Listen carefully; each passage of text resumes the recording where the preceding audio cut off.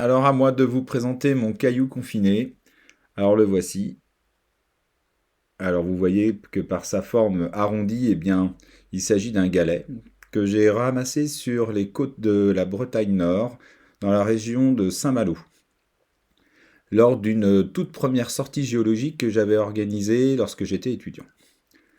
Alors cette roche, eh bien, si vous la regardez bien, eh bien, elle est entièrement cristallisée. Ce sont des minéraux de différentes couleurs. Certains, nous les avons déjà vus dans d'autres cailloux confinés. Alors on voit très bien des minéraux blancs, clairs, riches en silicium, et puis des minéraux plus sombres, qui sont des minéraux riches en fer et en magnésium.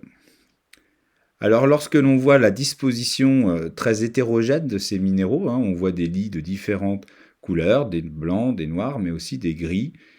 Toujours avec ces mêmes minéraux, eh bien, le premier nom qui vient à l'esprit, c'est le nom de gneiss. Les gneiss sont des roches métamorphiques.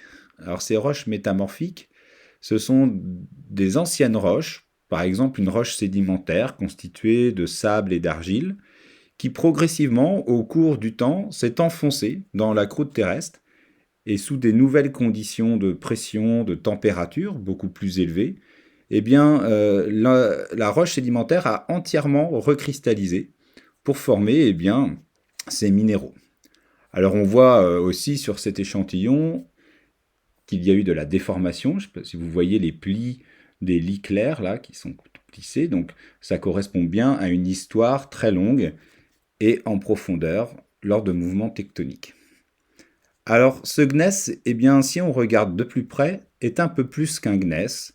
Et ce qui m'intéresse ici, c'est de vous montrer ces lits clairs ici. Car ces lits clairs, si vous regardez bien, eh bien, on retrouve les minéraux riches en silicium, là, le quartz en gris clair, et puis des feldspaths.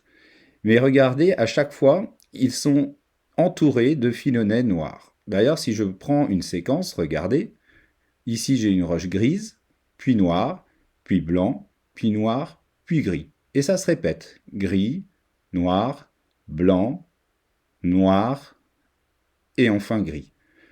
Et ça nous raconte une histoire intéressante. C'est que cette partie claire ici, eh bien, c'est un ancien magma. Donc, une roche qui s'est formée non pas à l'état solide, mais qui a cristallisé à partir d'un magma. Une autre preuve, c'est que de chaque côté, vous avez les minéraux noirs, qui eux sont des minéraux qui n'ont pas fondu. Alors que s'est-il passé?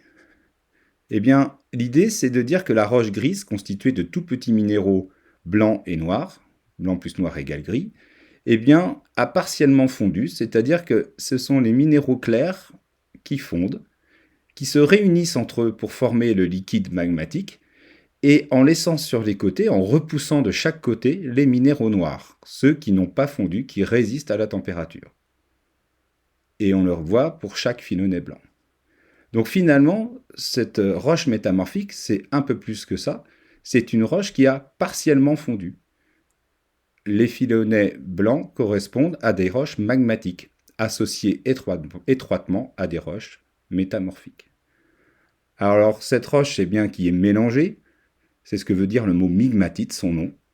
Eh bien, elle est très intéressante parce que finalement, c'est un enregistrement, une photographie de ce que pourrait être la fusion partielle, en partie, de cette roche à plusieurs kilomètres de profondeur dans la croûte terrestre.